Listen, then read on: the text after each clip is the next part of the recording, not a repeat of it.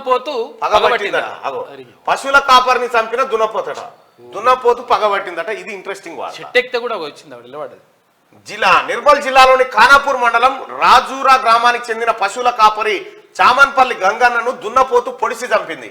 తీవ్ర విషాదం నింపిన ఈ ఘటన వివరాలు ఇలా ఉన్నాయి. రాజారా గ్రామానికి చెందిన గంగన్న సోమవారం మామిడి చెట్ల ప్రాంతంలో గేదెలను మేతకు తీసుకెళ్లాడు. మేత మేపుతుండగా దున్నపోతు వచ్చి దాడి చేసి తీవ్రంగా గాయపరిచింది. వెంటనే మరో పశువుల కాపరి గంగా నరసన్న గ్రామస్తులకు సమాచారం ఇచ్చారు.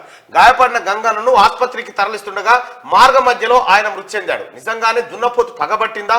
రాజూరులో పశువుల కాపరి గంగన్న మృతి ఘటన పలు ప్రశ్నలు లేవనెత్తుతోంది. 4 రోజుల క్రితం పొలం పనులు చేసుకునేందుకు గంగన్న దున్నపోతును కొట్టాడు. అయితే ఆ సమయంలో అక్కడ ఉన్న దున్నపోతు ఒక్కసారిగా గంగన్నను వెంబడించింది.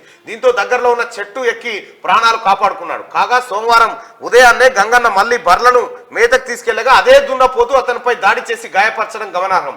దీంతో ఆ దున్నపోతు నిజంగానే గంగన్నపై పగబట్టి దాడి చేసి చంపిందని గ్రామస్తులు అనుమానం వ్యక్తం చేస్తున్నారు. పోలీసులు మాత్రం కేసు విచారణ చేపట్టారు. అంతకంటే ముందు రోజు దున్నపోతును కొట్టినట్టు చెట్టెక్కిండు చూడు. కొడితే ఆ దున్నపోతు ఆయన పొడిస్తాను పోయిందంటే చెట్టు ఎక్కి ప్రాణాలు కాపాడుకున్నాడు. తర్వాత మళ్ళా నువ్వు పోతావా దాచుకుంటావా బిడ్డ అని చెప్పి మళ్ళీ తెల్లారి మళ్ళా గోదలను కొట్టుకొని పోతే మళ్ళీ అదే దున్నపోతు వచ్చి పొడిస్తాను. పొడిస్తాడు దున్నపోతు పగబట్టింది.